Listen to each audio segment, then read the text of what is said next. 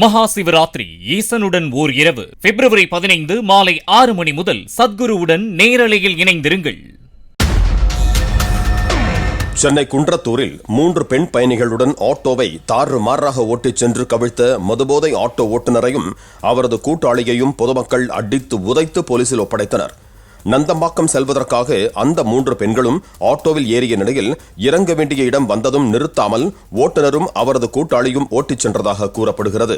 பெண்கள் மூவரும் கத்தி கூச்சலிட்டதால் பதற்றமடைந்த ஓட்டுநர் ஆட்டோவை வேகமாக இயக்கி சாலை நடுவே கவிழ்த்துள்ளார். அங்கிருந்த மக்கள் பெண்கள் மூவரையும் மீட்டு மருத்துவமனைக்கு அனுப்பி வைத்து போதை ஓட்டுநரையும் அவரது கூட்டாளியையும் உதைத்து போலீசில் ஒப்படைத்தனர்.